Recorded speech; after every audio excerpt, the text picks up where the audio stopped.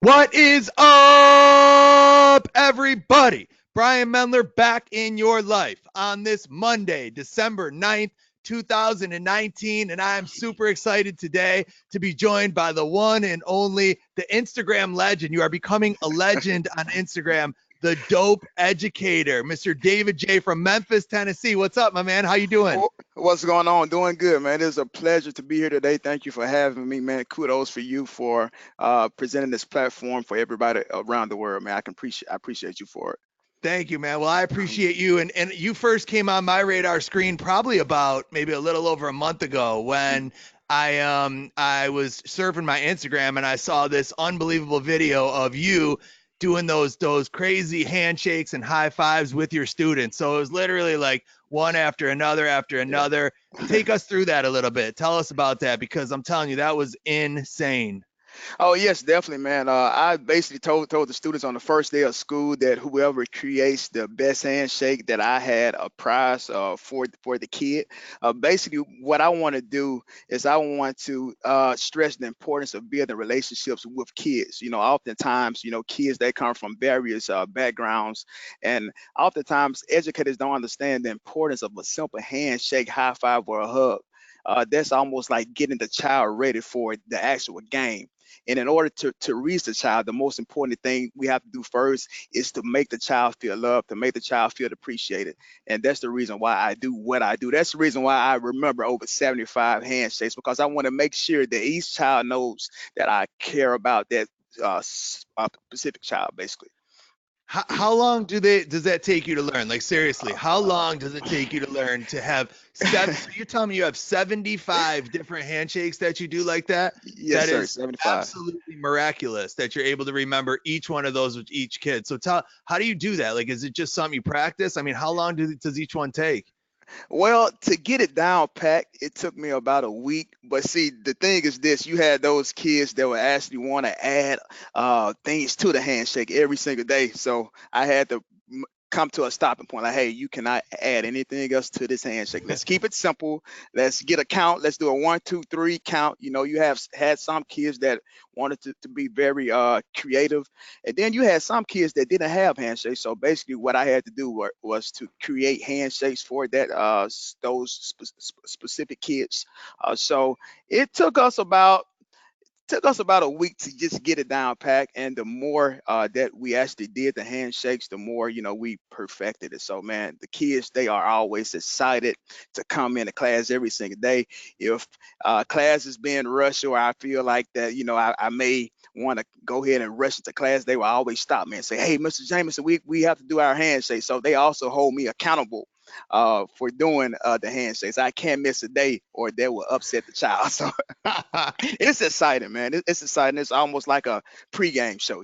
So Oh, yeah. it's motivating the kids. And in order to teach the content, we first must catch the child. We have to catch the fish before we can clean the fish. And I think it's very Mm. important to understand that we have to catch the fish first. Many of us are trying to clean a fish that we haven't even caught yet, and that's the problem.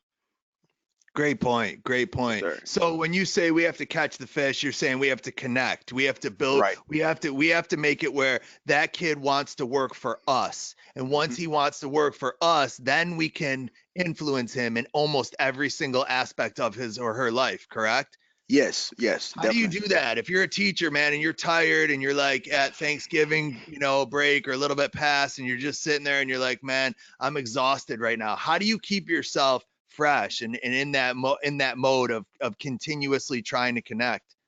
I think most importantly, we have to keep in mind the reason to what we're doing and the why. When you come into the classroom setting every single day, or when I come into my classroom setting every single day, my personal problems I put behind me. I realize that my purpose is to inspire your kids. My purpose is to put out the untapped potential in every single child. So I forget about everything that I have going on. Oftentimes, we wear the mask every single day coming to class. Educators, we deal with so much that many people don't see, they don't know what we deal with, and we still got to come to class every single day and put this mask on. But see, the thing is, students have not yet figured out how to wear the mask. They have not figured that out yet. So with us knowing how to wear the mask, we have to understand that we have a certain level of expectation, and we have high expectation because we're supposed to be the master teacher, the educator, the person that's supposed to reach the child. So we always have to reflect. We always have to get our self care days. I always have to meditate, realizing that the purpose is to to to mold each and every child. So you meditate? Yes, definitely, definitely. So every day? Yeah, I try to. And I do you wouldn't say I make it every day, but I do my best to meditate. I may miss a couple of days, but I try to meditate every day. bring the mindfulness stuff into the classroom as well with the kids to try to teach them like to take deep breaths and to, when they're feeling maybe a little bit, frustrated or annoyed or aggravated to do you teach them to kind of get in that mode Oh also? yes, definitely, definitely, yes sir, definitely. That's It that's definitely great. works. Yes sir. I'm such a fan of that. So how did you get into all this, man? What made you get into this? First of all, you're in you where exactly do you teach? So tell everybody where you teach, what grade, what do you do right now? Okay, well, I teach fifth grade English language arts in Hickory Ridge Elementary in Memphis, Tennessee. Originally, I'm from Coldwater, Mississippi, a small town not far from Memphis. It's only about 15 minutes away from Memphis. So getting into teaching, it was a lot. Actually getting into the profession.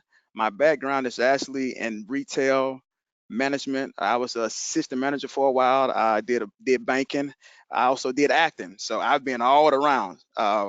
So prior to getting into education, I actually lived in Georgia, and I was doing acting there. So Wow.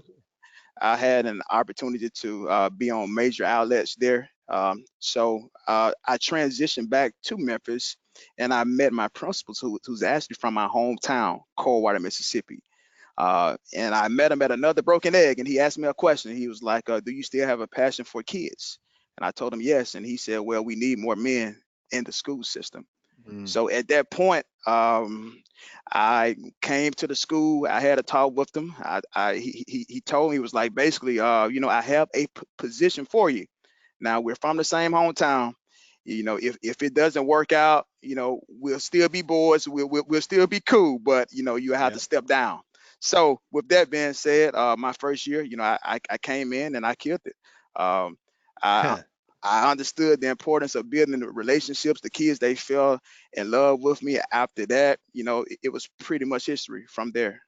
You struggled though yourself as a kid, correct? I Oh, mean, I was reading your Instagram. You talked about getting in trouble, and you talked about, I think, correct me if I'm wrong. I'm pretty sure it was yours. You talked about, did you get kicked out of school, or you got, mhm. you were a troubled kid, correct? At Oh certain yes, points. yes, sir. Basically, man, I was a problem kid. I stayed in trouble. I got suspended from school almost every week. The teachers, they really didn't understand what was wrong with me. I actually ran away from school one day. Mm. I've done uh, bomb threats, just crazy stuff growing up. Um, Partly because, not because I wasn't bad, but because I wanted attention.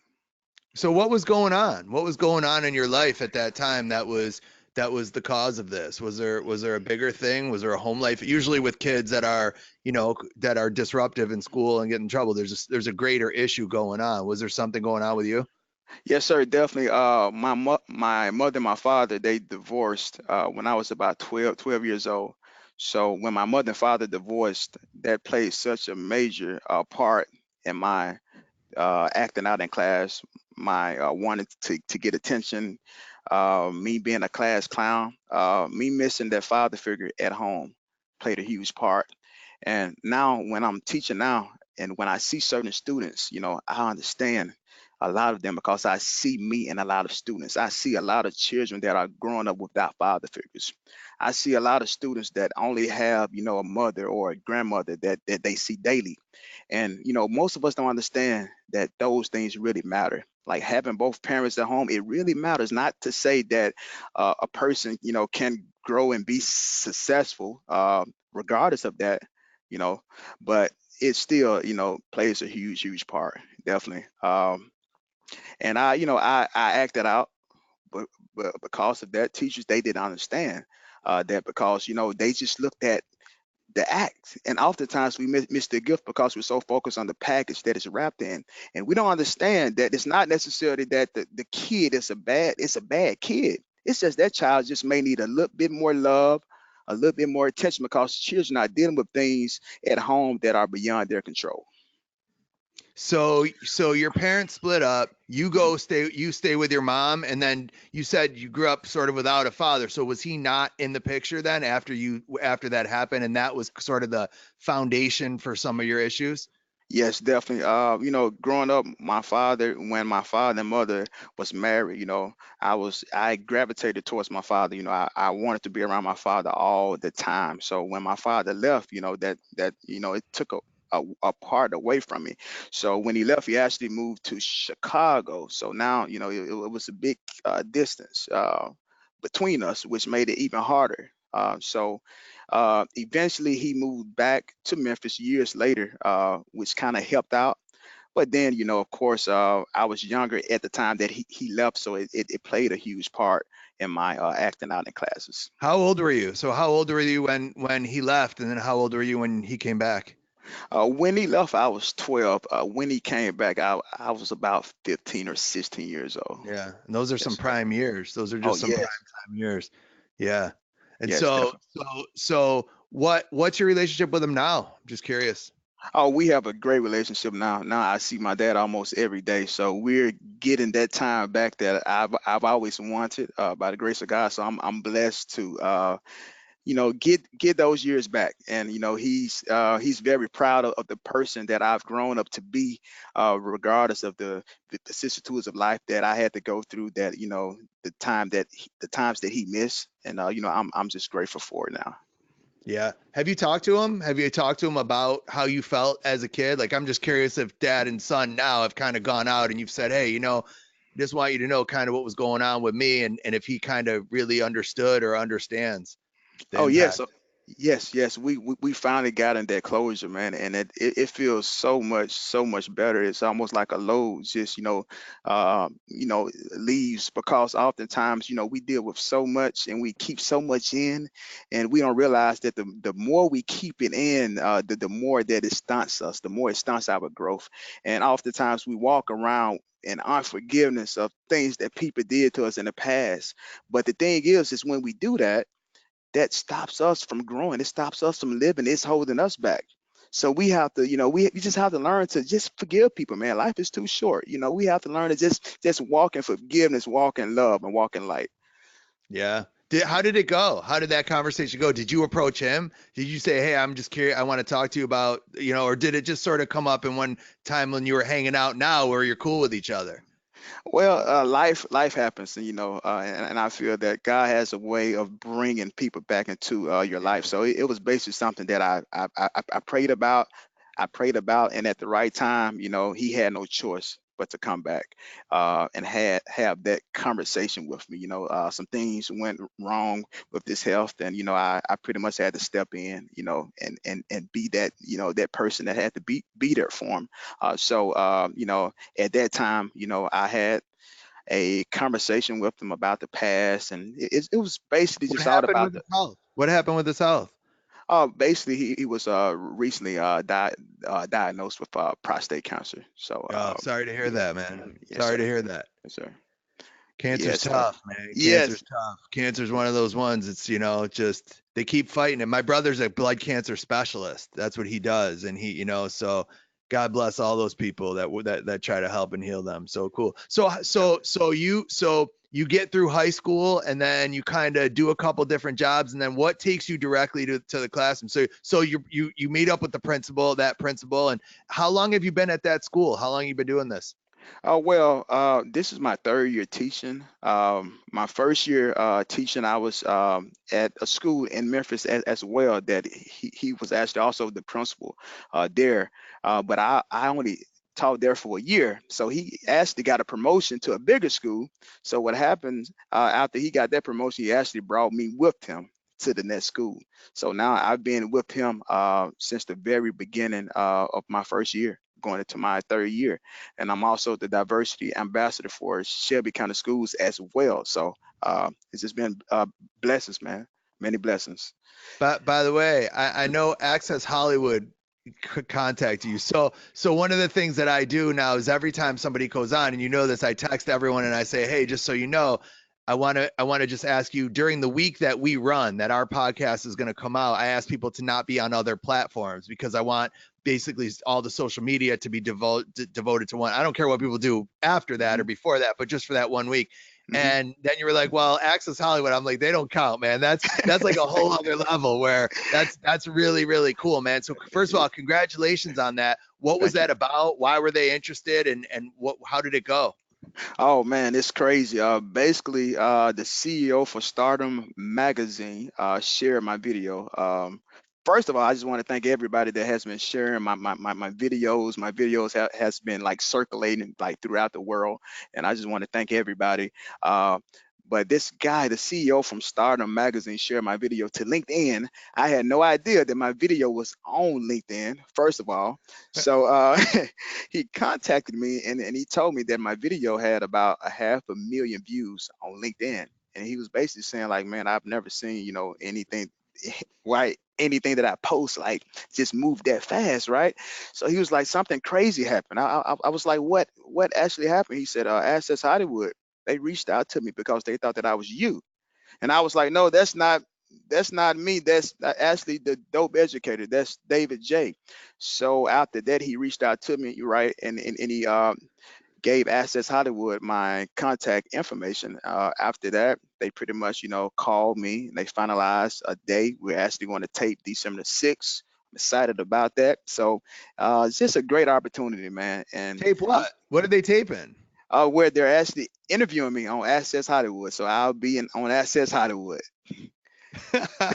Who would ever thought, right? Who would ever Yeah. thought?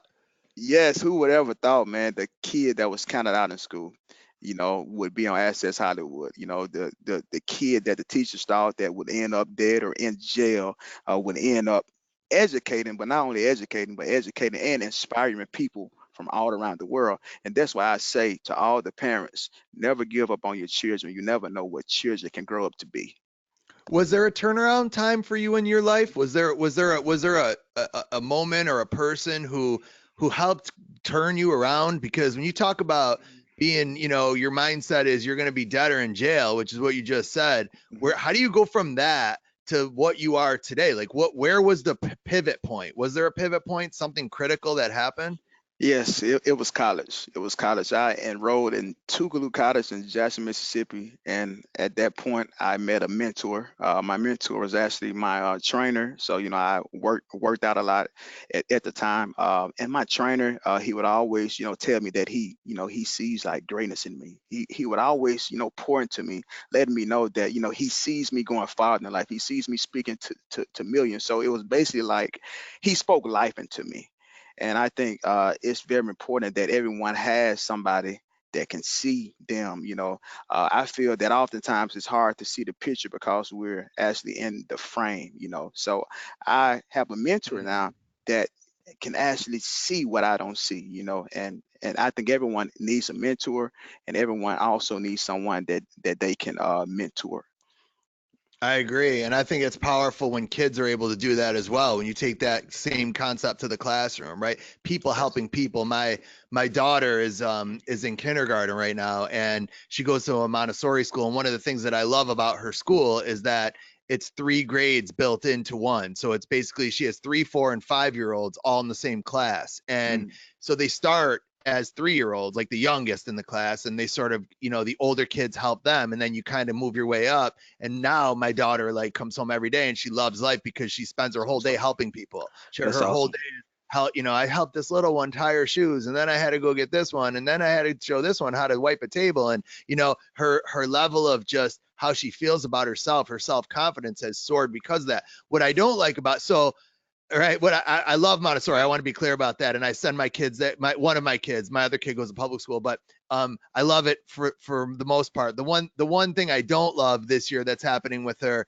is her academics have backslid a little bit because Mm. she's in class with younger kids all the time. So there's nobody really pushing her academically. So there's a lot of times she comes home now and she talks like a baby and you can tell it's how Mhm. other some of those younger kids are talking. My point is, I don't think there's a perfect setup in education, Right. but I love the concept of people helping people, and anytime we can build that into our classroom, I think it makes a huge effect, a huge impact. Do you guys do any of that in your room?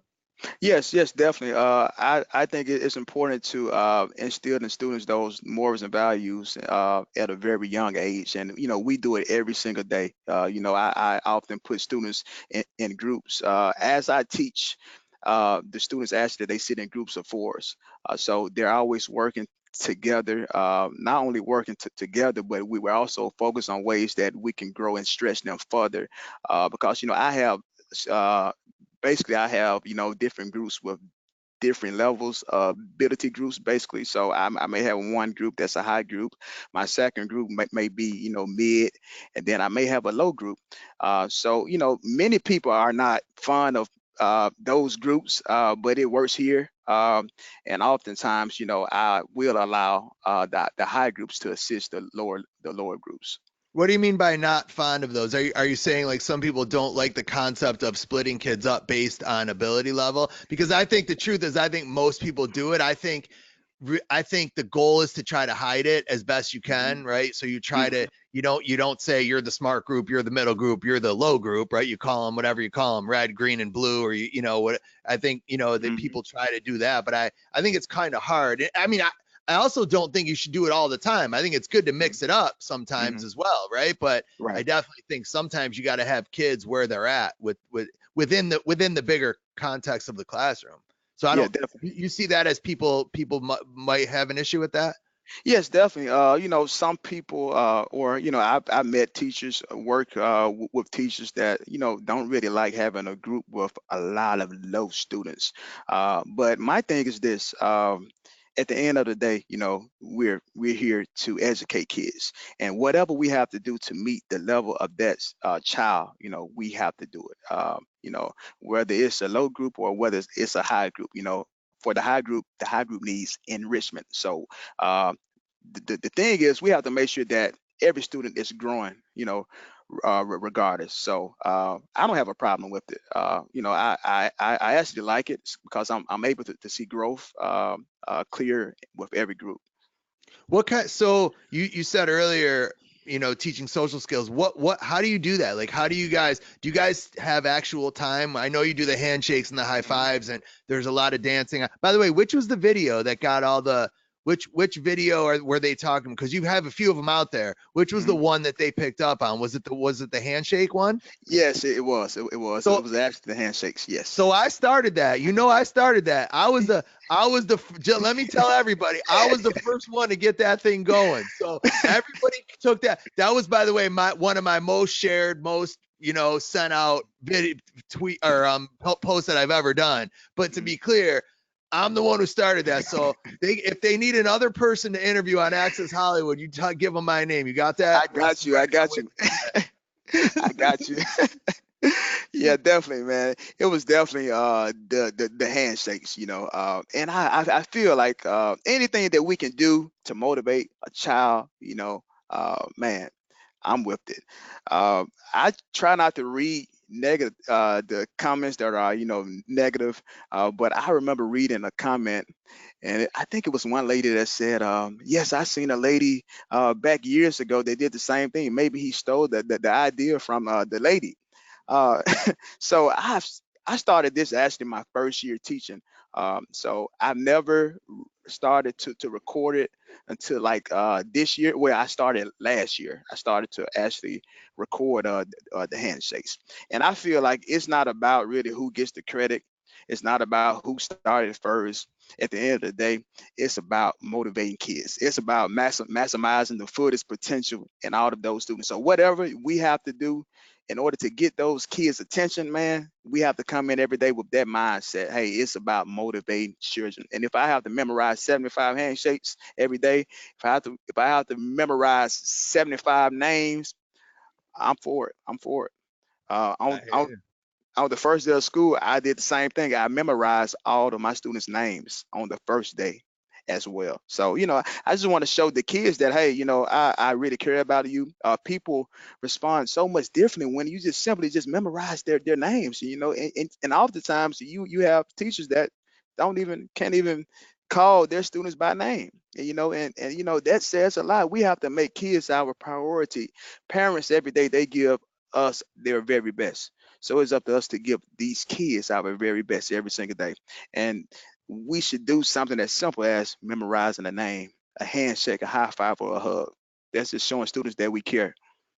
Last week I had Kayla Dornfeld on my show, and I don't know if you know her. Her Instagram is at Top Dog Teaching, and if you don't follow her, check her out. She's amazing. But it's you guys back to back weeks. I mean, that's what she talked about. She talked about same exact thing. She talked Mhm, about get their names. She said learning kids' names, and it sounds like such a basic thing that probably most people would do, but then you mhm, think about it and I struggle with names. mhm. How do you have a system? What do you if you had to teach someone how to do that, what advice would you give them other than concentrate? Maybe you could tell me take a little more Ritalin, like there might be a little of that going on, but you got any like good tips for that? They say uh, like to think of a like another word that yeah, rhymes the name, right? Or something like yeah. that. Well, I feel like everybody learns different, and for me, I can only speak about what works for me. Um, on the first day of school, I would ask each student to stand up, introduce themselves, right? So, and I'll tell each group that, okay, you're Richard, you're Bobby, you're James, you're Luke. Then I'll go to the next group. They'll do the same thing. So after they do it, I'll go back to this group, uh, say their names again, and then I'll go to the next group and repeat their names. So then I'll go to the next group. They'll stand and they'll do the same thing. So basically, that's how that works for me. I just have the students to stand up, introduce Yeah. themselves, and I repeat it back. And then so there'll be kids you're repeating 5 or 6 times. So if you have a bunch Right. of groups, you do one group, then the Mhm. next group goes, and then you do 1 and 2, and then the Right. third group goes, and you do 1, 2, and 3, right? So Yes. it's the repetitive nature of it over and over again. What Yes. about Yes. nicknames? I'm a big nickname fan. Are you a nickname fan? Do you ever I do you am. ever do nicknames come up in your room?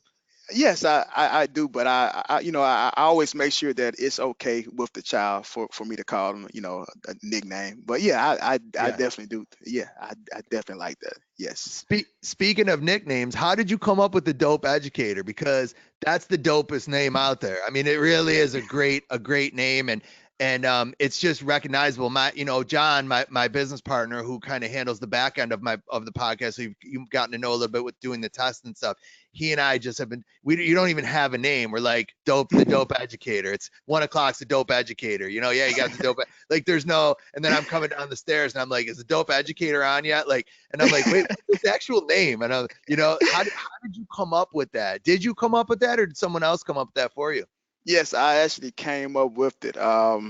Basically, when people see me, they see the way I dress at school, and people would always say, "Hey, man, you're dope. You have a dope style. Man, you're dope. You're just a dope person." So I just took that word dope, and I said, "Okay, I'm an educator, so I'm not only a teacher, I'm also an educator because I believe that there's a difference between a teacher and an educator." So I said, "I'm not only a teacher, I'm the dope educator." So when I put the two together, I said, man, I feel like that name fits me perfectly. The dope educator. So that's basically how I came up with the name, the dope educator. What is the difference? What's the difference between a teacher and an educator? That's an interesting thing that you just said. Like there's difference between a teacher and an educator. What is the difference in your mind? Well, well, Brian, I feel that social media is teaching kids. Their surroundings are teaching them. There are so many different things that are teaching kids daily, but there is very little that is actually educating kids. So I feel like that education or teaching goes beyond the curriculum. We have to educate kids more, on life. It's many students that could perfect an ACT, right? But they still failed in life. So I want to make sure that each child is not only learning, but they are also prepared for life. As an educator, I feel like that it's important to make sure that all kids can succeed in life, because what's going on, today, what I see daily is that, we're preparing kids to pass a test, which I understand that, testing is important. That's how you test, how students grasp the information. But a test silently doesn't determine, the fullest potential of each child. We have to move beyond the script to actually reach that child's heart. And I feel like that only an educator can understand that. I feel like a teacher can, don't get me wrong, can understand that, but I know that an educator Yeah. gets that, you know. Yeah. I think that's great. I think that's a Yes. great description and it's a great breakdown. And I think you're right. I think when you look at it that way, there's teachers everywhere, right? There's Right. teachers on social media, there's teachers on YouTube, there's Mhm. these kids that are just getting all sorts of knowledge. And so how do you actually educate them? How do you actually get them the knowledge that they need for life, for the bigger picture in life? And getting them those skills is critical. By the way, have you gotten any hate on social media yet? Because you will. Let me be clear about that. You will. And if you haven't, I've seen some about Oh you, yeah. not directly at you, but I've seen some stuff on Twitter where people are like, oh, these people put their cameras up because they want their 5 minutes of fame and they're trying to Mhm. look like they're big shots. And it pisses me off. I got to tell you, Mhm. because Yes. you're inspiring. Let me be clear about that. You are an Mhm. inspirer. That's what Yes, your sir. job is. That is what you do. And it Thank you. inspires me and it inspires many other Yes. people to say, I want to perform in my class. Because that's what being a teacher really is. Mhm. Being a Mhm. teacher is saying,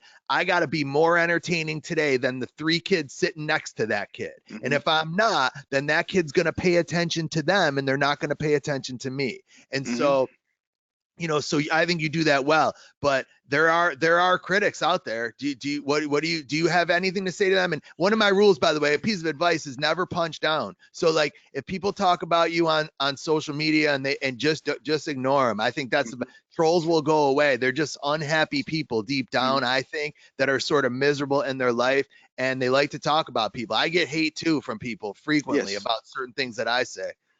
Yes. See, this this is what I've learned about life, Brian. I've learned that you have to respond to people based on who you are, not based off of who they are. Uh, that's how I operate. I understand that this is about kids. This is not about fame. I do not do this for fame. I do this because I'm trying to inspire your people.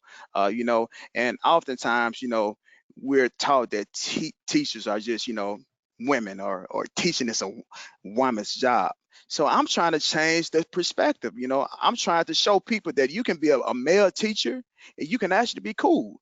You can be a male teacher and you can change the world. So I'm trying to motivate people to not just to teach from your seat, but to teach from your feet and to bring more enthusiasm into the school system. And so whatever I have to do to inspire people, I'm willing to do it. But I realize that when you put yourself out there for the world, of course, the hate comes with it. And if you got haters, that means you're doing something right.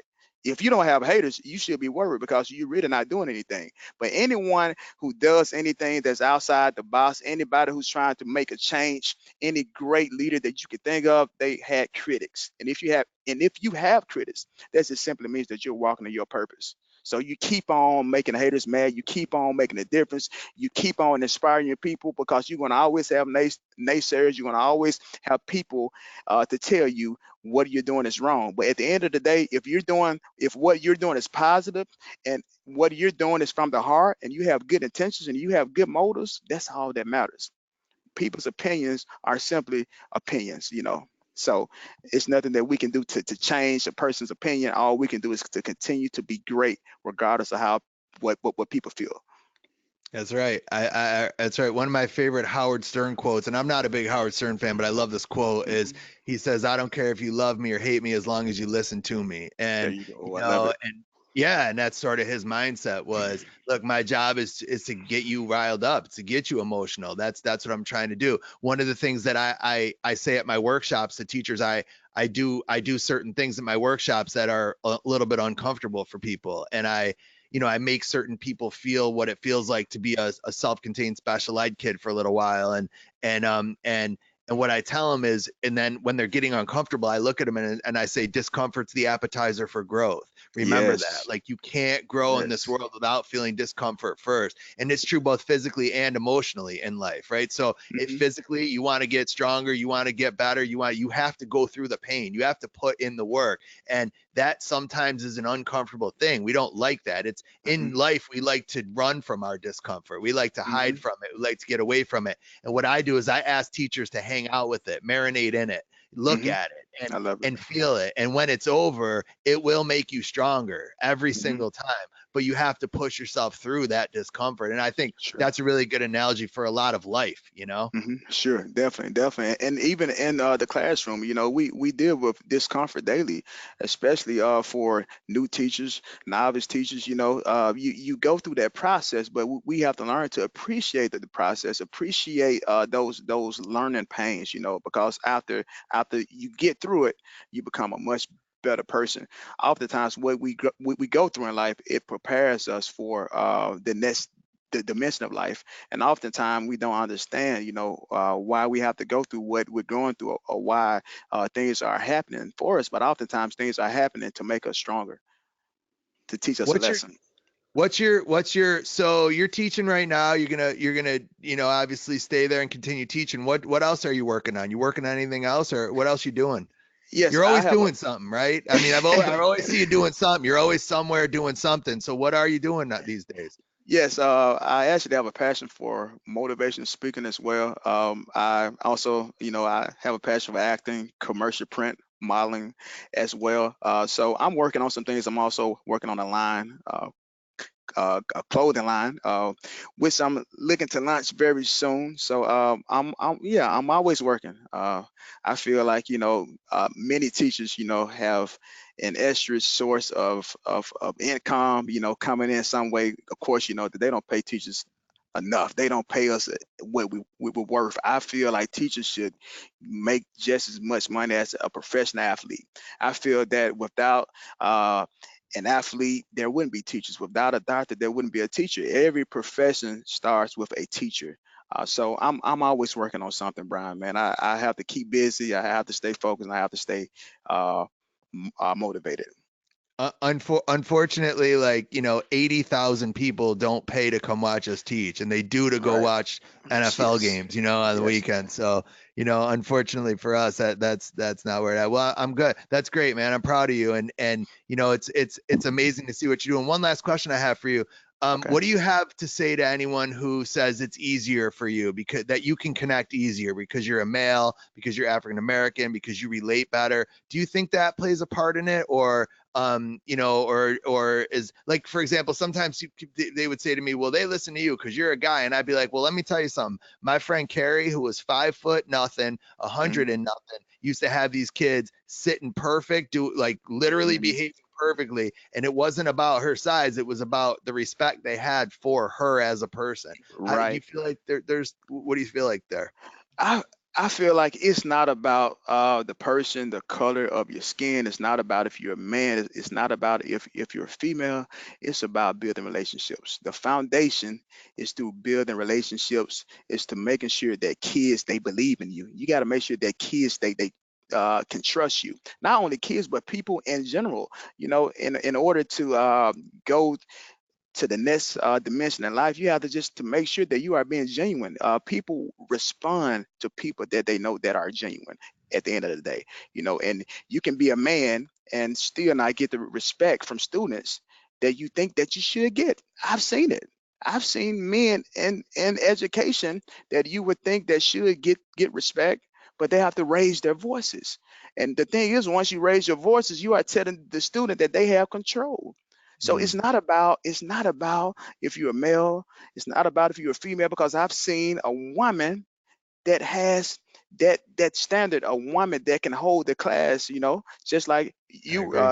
just mentioned. I've seen a woman that can do the job as a man in the school system, and to have the students all on one accord. So it's about the person. At the end of the day, it's about making sure that kids trust you. It's about loving on the kids. At the end of the day, if you love on kids, if you build relationships with kids, they will not let you down, because students, they would do anything for people that they love, they like, and they respect. So it's about just winning those kids over. And once you win those kids over, it's always better. You don't have to worry about discipline problems. In my 3 years of teaching, I've never had discipline problems. In my 3 years of teaching, Brian, I've never had to send a student to the office in my 3 years of teaching, because I understand the importance of building relationships with kids. I understand that you have to talk to a child just like you talk to an adult. We can't just talk down on children because we're older, or we're teachers. We have to talk to kids just like they're adults, because everyone needs communication in the right form or fashion. So it's about the person at the end of the day, and the person that understands that, they will go far in life. Do you feel like your kids open up to you? Do you feel like they tell you about their struggles and their difficulties because of that? And by the way, do you offer up your own struggles? Do you talk to them about the issues that you've had in your life and where you've come from? Yes, yes, I think that's very important. It's very important to just let kids know that, hey, you know what? I'm human just like you. I mess up just like you. I fall short every day just like you. But the thing about it, I keep going. And since I keep going, the expectation for you is to keep going as well, because I keep going. So definitely, I've had kids that has shared with me stories that, man, that will blow you away right now.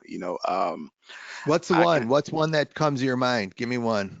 Well, one, I was teaching a class one day, and on the day of my evaluation, a student fell asleep on the day of my evaluation, Brian. Fell asleep in class. So, the average teacher probably would have, reacted. But I just simply just tapped the kid on the shoulder, and I said, oh, just a tap. So once I tapped the student, because I've never seen the child sleep before in class ever. So I'm wondering, why would the child fall asleep on the day I'm being evaluated? So I tapped her, but I waited to after class to address the student. I didn't do it during class. You want to always make sure that you approach a child at the right time and not in front of all the other students. So I waited to after class. I pulled the student to the side and I asked her. I said, are you doing okay? I noticed that you fell asleep, and that's not normal for you to fall asleep, especially on the day of my evaluation. I said it in a jokingly way. So she told me, she said, well, I'm homeless. I didn't get a chance to sleep last night. Me and my mom, we pretty much just rolled around, and I didn't get a chance to sleep last night.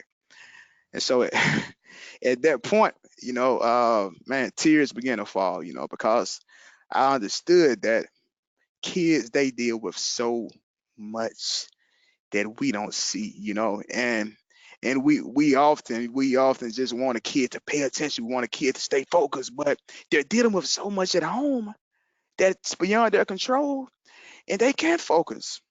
We're fussing at them for not having their homework, but the child didn't even have running water last night. The child didn't even have lights last night. The child had to try to do the homework in their car.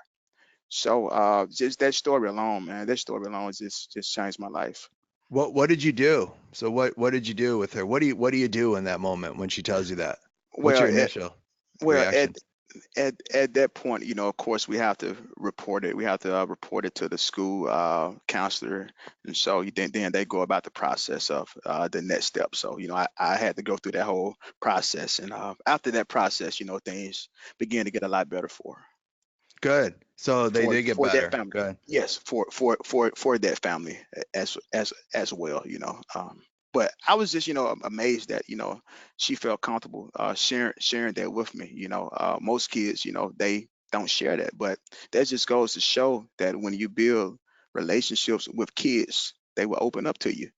I've had kids to open up with me on various of subjects that are very sensitive, and I'm just happy, that I have kids, that are comfortable with doing that, and that's why I go hard. That's why I build relationships. That's why I love on Yeah. kids, because at the end of the day, I want that child to be able to open up to me. I remember when I was teaching full time and there was a kid in my class who I was on his case one day about not doing his work, and he was a smart kid. He was one of my favorite kids.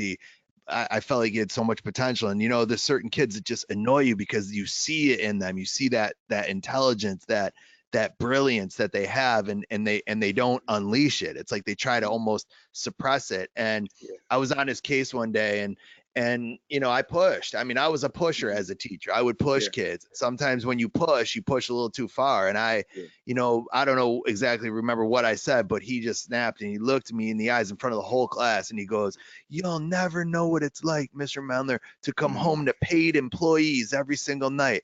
I don't have a Mhm. mom or a dad. I Wow. live in a group home. And yeah, those workers are nice. They're nice, but they come to work every day to get money to take their own kids to Disney World, not so they could Mhm. take me. Nobody ever takes me, Mr. Mellor. What Mhm. did I Wow. do? What did I do wrong? Why do Mhm. my parents not want me?" Like, and he just starts crying in class. And Wow. I remember vividly just like freezing and just standing there. And I looked at him and I looked at the whole class, and I pulled up my chair. I had this rolly, like nice leather rolling chair that I used to sit in. And I pulled up my chair and I sat down and I looked at him and I looked at the class and I said, "You're right. You're Yeah. you're 100% right." I said, Yeah. "I have what the idea what that's like. Why don't you tell us?" And he Mhm. just went off. And it was like he was just Mhm. unloading what he needed to unload on Yes. me and on everyone else. And I think sometimes if we can absorb the unload, if we some kids unload on us because they don't have another place to unload in their life. Yes. There's no safe place to unload. And so that girl in front of her mom, she has to be strong, and she has to be, Mhm. almost, some of these kids are almost acting as the adult in the Yes. relationship with their adult, and so then they come to school and they lose it, and sometimes they lose it on us. And if they do, just remember where it's coming from. It's coming Yes. from this world that many of us have not a clue, and that, Yes. I think one of the cool things about education and about life is, if you have your eyes open and you look around enough, you'll always find somebody who has it worse than you. No matter Yes. how bad you think you have it in that moment, there's Mhm. somebody around you who's feeling worse or feeling more, or, Yes. just having it. And if you just stay focused on being grateful, which is not always easy to do. I'm not Mhm. pretending it's easy, because I don't Right. think it is. But Sure. if you're here to do this, right? One of the things I say to teachers is, do you kick out the kid because they get in the way of your math, or do you kick out the math because it's in the way of the kids? Oh, that's Remember, good. yeah, and I tell them, remember, every teacher kicks something out of class every day. It's just Mhm. some people kick out the content to save the kid. Other people kick out the kid to save the content. And like, Mhm. which one are you? And Mhm. it doesn't mean that content's not important. Just like you said, I think it is Right. important. I I, Right. I don't want to minimize that at all, but it's Right. not as important as the Mhm. person. It's Mhm. people first, you Mhm. know? And I think you once said this, Brian. You said that uh, most kids. You said you're 43, and you said that most kids have been through more at 13 than you have at 43. And man, and By that's far, by yes, yes, far, by yes, far. yes, yes. And I think that's so true. And and oftentimes we say, okay, you're a child. You haven't been through anything. You don't know what it's like to walk. And but no, these kids have been through more than you. And once we understand that, we'll know how to approach that particular child. And look, I don't think it's an excuse. Like, I want to be Hmm. clear about that, because I don't like excuses from kids. I don't like them from myself. I don't like Right. them from kids. I Hmm. so I don't think we're either one of us are sitting on here saying it's fine for a kid to call a teacher a name because they come from a bad home life. Right. That's not Right. the case for me, right? What Hmm. is the case for me, that where I separate is, the kid calling the name, my response is to teach them a more appropriate way There you versus go. to get angry at them for doing it. And Hmm. again, neither direction is it okay, but Hmm. one is, again, like you said, to educate. I'm going to Hmm. educate you on a more Hmm. appropriate way to get what you need. Hmm. Calling me names doesn't get you what you want, right? Right. Calling me names makes me frustrated, it makes me Hmm. annoyed, it makes me angry. Why would I want to help you when you're calling me a name? So taking that approach Right. versus, you're out of here, or you're Hmm. in trouble, I'm going to write you up, or, and trying to almost punish the kid, which generally does not work. Yes, you're exactly right. We definitely have to reteach the child. Children, they act a certain way because they come from adverse childhood experiences, and we just have to make sure that exactly what you just said. We have to reteach that kid, and I think that's the most important thing is reteaching the child, because they deal with so much, Brian. They deal with so many things that are beyond our control, and oftentimes when we're teaching, and a child is acting out, we don't understand why, but we have to also make sure that we're building relationships so that we can kind of have a better understanding of what that child is dealing with on an everyday basis. And you hit the nail on the head with that, definitely.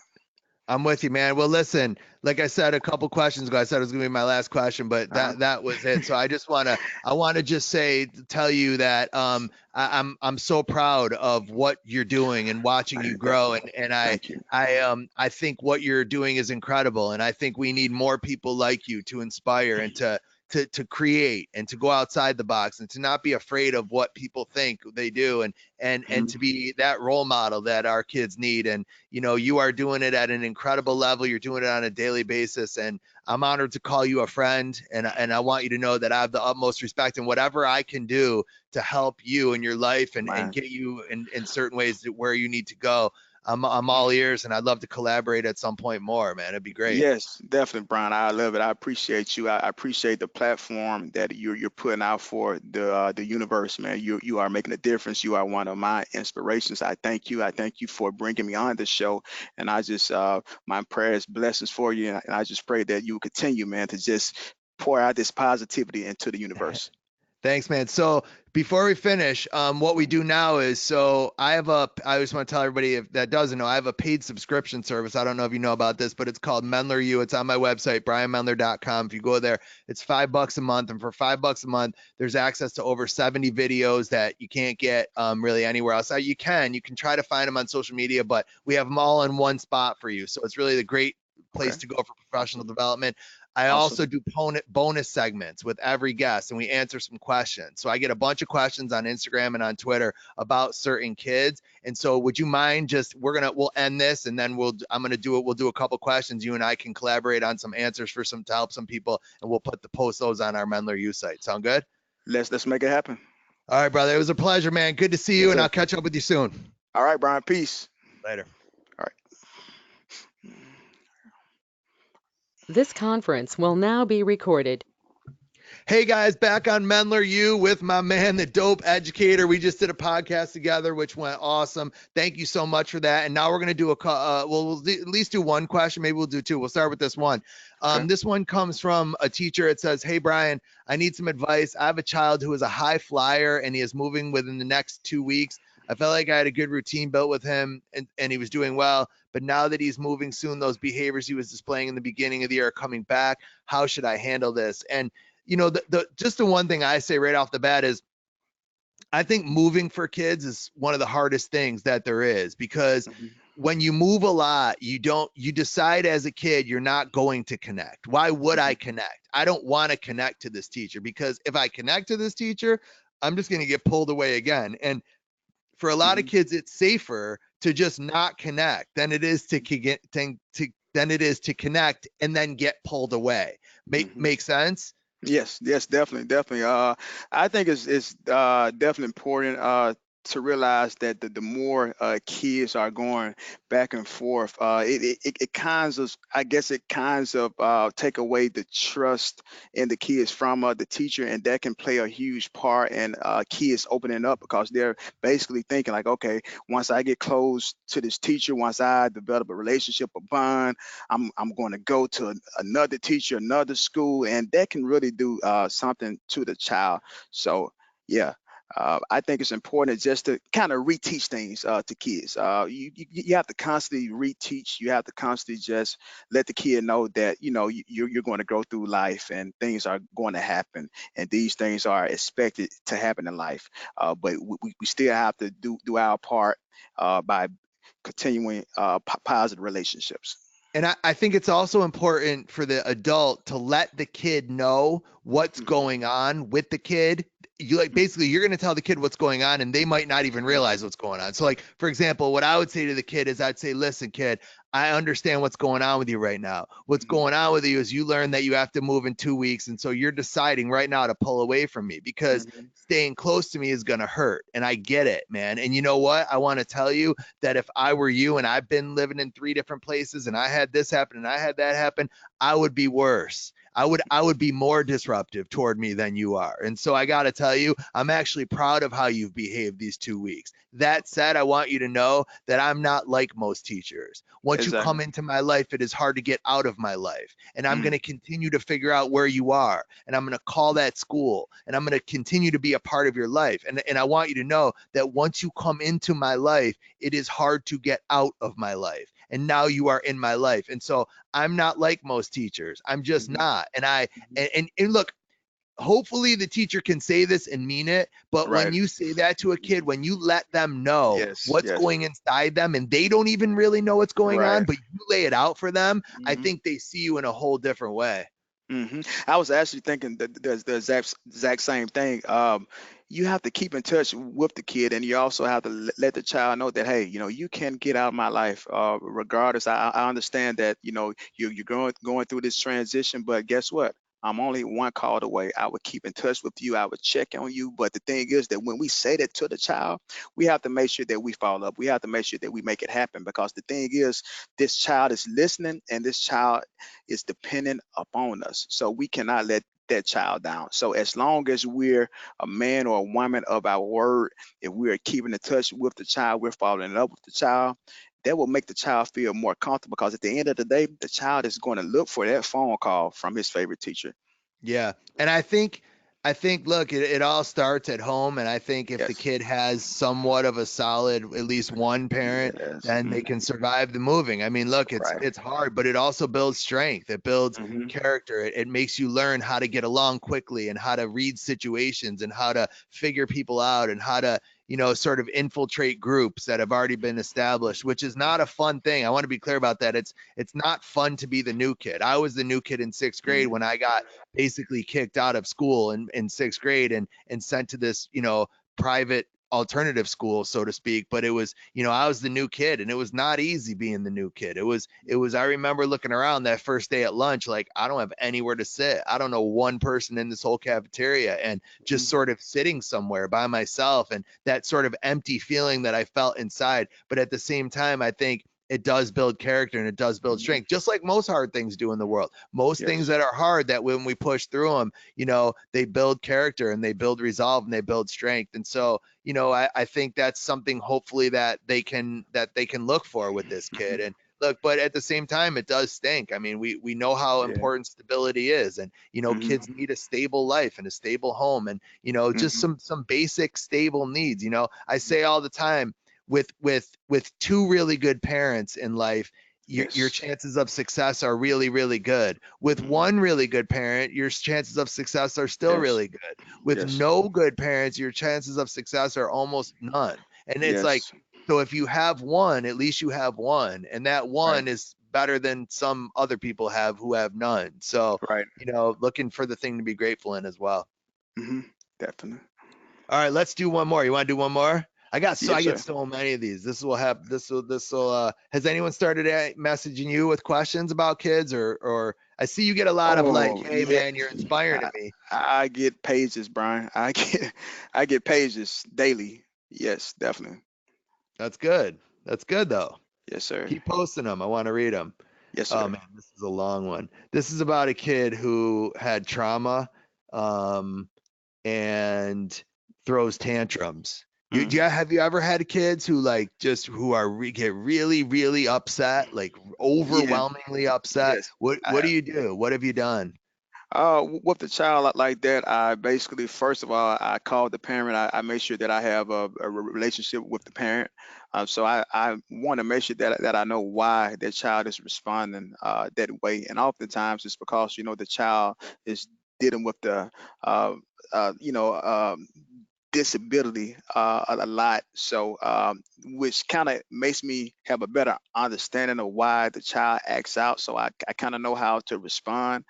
So with children like that, who has that anger problem, who's going to respond like that, oftentimes that child just needs a lot more loving. You have to speak positive, constantly constantly to that child, letting that child know, hey, man, it's gonna be okay. I'm glad to have I'm glad to have you in my class. I'm very glad that you're here in my class today. I don't know what's going on, but you know what? We're going to make it throughout the day. And I may pull that child to the side, give that child a moment, and just make sure that I'm constantly just speaking life into him, speaking love, making sure that he Mm. stays calm. So that works for me. But you have to make sure that you have a relationship with that student's parents. I love that what you just said. Mhm. Speaking life into the child. Speaking life into. What do you mean by that? What do you mean by? I love that. That's a great phrase. What? And I think I know what it means to me. But what does that mean when you say it? When I say speak life, that simply means to speak positivity, to let the child know that regardless of what you're feeling right now, that you're great, that you can still surmount to anything in life that you want to. You may feel uh, frustrated right now. You may want to punch a wall right now, but after you punch that wall, guess what? You're still gonna have those same problems. So let me speak life into you. Let me let you know that regardless of what you're going through right now, this is only temporary. Everything will be okay. So once you constantly realize that it's so much power in your words, it's so much power in what we say. And when we scream at children, and when we speak down to children, that does not help the child at all. But once we speak love with children, love always wins every time we speak love. And that has worked for me every single time. I've learned that regardless of how I feel that particular moment, I may feel like, oh, this student is really about to drive me nuts. I may feel that, deep down inside, but I never verbalize that. I want to make sure that whatever comes out my mouth is something of substance, because I realize that at the end of the day, many children, they are dealing with, a disorder, or a thought that sometimes they really haven't figured out yet how to Hmm. communicate it. And so their way of communicating their thought is through punching a wall, or through raising their voice, is through frustration. You know what I'm saying? So once you understand that, it enables me to realize that, hey, this is beyond this child's control. I'm going to speak life. I'm going to love on this child, and I'm going to make sure that this child feels appreciated. All right. So I need the true answer here. Have you Mhm. ever lost it on a kid? Have you ever lost control of yourself and felt like where you did something or said something where then you look back at it on a later time and said, I wish I didn't do or say that? Uh, I have. Yes, I have. I have. Interesting. Definitely. I feel like if you are an educator, there has been a time that you have lost it, because you're human at the end of the day. No matter how dope you are, no matter how super teacher you are, master teacher you are, at the end of the day, you are still human, and you are going to make mistakes. But at the end of the day, once you make that mistake, you never live in that mistake. You never walk away from that child not making sure that that child knows that, hey, I'm sorry. I lost it. I'm sorry. Will you please forgive me?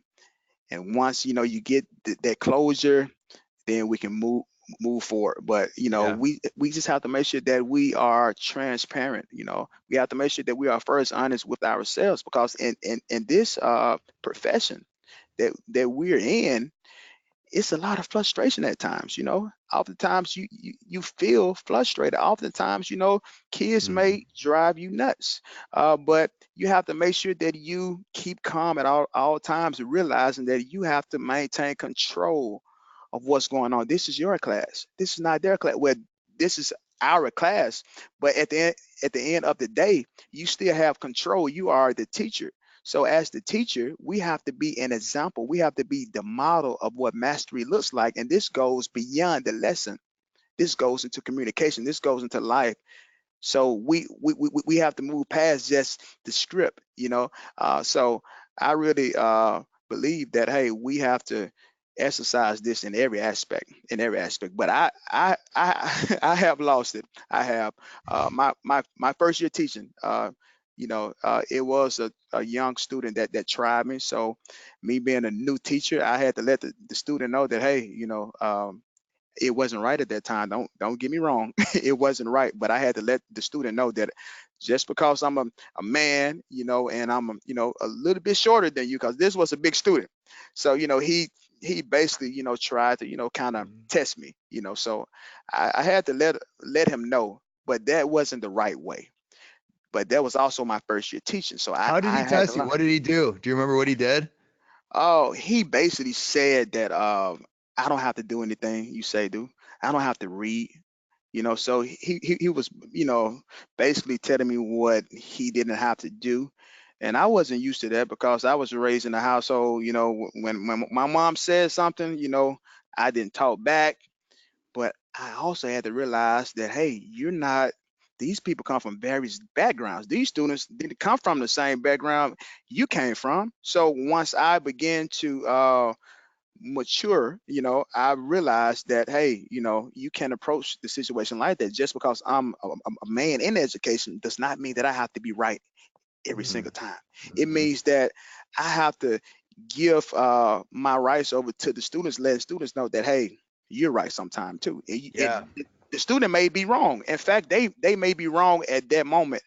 But me, knowing that this child is dealing with so much and this child is still learning that you're right, I'm wrong. I think there's a real skill in being Mhm. able to make a kid feel like they're making the same decisions you were going to make anyway, right? Like it's Right. almost like you try to manipulate the kid into Hmm. they get to make the decision because I think in general in life all of us are more willing to follow things that we help create, right? I mean, Right. I don't want people to tell me what I'm going to do for Thanksgiving. I want to decide what I'm going to do for Right. Thanksgiving or Christmas or any other Right. holiday, right? Like you don't. So when you start telling me what I'm going to do and how I'm going to do it, there's a part of me that immediately, the minute you tell me, I immediately put up a defense because I'm like, Exactly. I don't want to be told. Much rather be asked. And, I Hmm. said this with Kayla last week. One of the strategies that I teach teachers is to use questions instead of statements, to try to get in the habit of, instead of saying, I said sit down, you say, can you please explain to me why you think it's okay to stand instead of sit? Hmm. Where you use, you really focus on questions. And by using questions, we put the onus back on the kid. And I think by doing that in most situations, they make the decision, or at least you get them to start thinking about the decision. And Exactly. in many times, it's the same exact thing you were going to do to them anyway. One of my Hmm. favorite things, one of the things that I tell teachers all the time is I don't care about consequences. To me, Hmm. consequences and homework sort of fall in the same boat. I Right. use them both, but I don't care about either one of them. To me, I see them both as a vehicle to a destination. The destination is not negotiable, right? You're going to learn Mhm. how to write an essay. You're going to stop calling people names. So that's the destination. But the Right. vehicle, I don't really care. Like if you want to go one way and you want to go another way, as long as we get to where we're going, I'm Exactly. cool with that. And so I see a consequence as the vehicle. And Yes. so because I don't care, I'm willing to say to a kid, what's it going to take to get you to stop calling people names? I mean, Mhm. well, what's the consequence going to be? I don't know. You tell Right. me. Like, Yeah. how are we going to make this stop? How are we going to get you to stop calling out inappropriately? And by bringing them in the mix of making the decision, almost always you get just a better level of cooperation. At least that's what I found. I definitely agree. I definitely agree. I do the same exact thing, that often works for the child, instead of saying, you're going to get in trouble, I'm gonna send you to the office. I think I was watching your podcast and you mentioned about, you don't send a child to the office for being disrespectful. You said No. that the same time that you spend to send that child to the office for being disrespectful, you can spend that same amount of time explaining to the child the importance of how to be respectful. And I think that that works. Asking questions, asking the student questions, that definitely helps. We're often trying to give consequences to the child when oftentimes we need to be giving advice, asking questions. Then we Yeah. actually put ownership on that child. We give the child ownership. And most students that are oppositional, defiant, they just want ownership. They just want ownership. And Yeah. and Hmm. I think it's the same for adults. I Hmm. think a lot of situations, if we just look at how we want to be treated and how we want people to interact with us, and then we Yes. just interact that same way with the young people that we work with, we usually see the same results. Listen, Right. man, it was a pleasure. It was great catching up with you Yes. today. I appreciate everything. This will be running Yes. on, everything will be out on around December 9th. So I'm Awesome. pumped, Awesome. man. Looking All right, forward to it, buddy. man. Thank you so much. It Thank was you for your great. time. Listen, let me know when all your stuff comes out, when your clothing line and everything. I want to, I want to check it out. I want to, maybe I'll help be an ambassador of it. I'll wear your stuff. Oh, I'm always looking for nice stuff, and, we'll work something out. I'll definitely help you promote. Sound good? man, this means a lot, Brian. Thanks so much, Brian. Thanks so much. Enjoy, man. I'm looking forward Yes, to sir. seeing your Access Hollywood piece. I can't wait for that to come out, man. Congratulations. You deserve it. Thank you so much.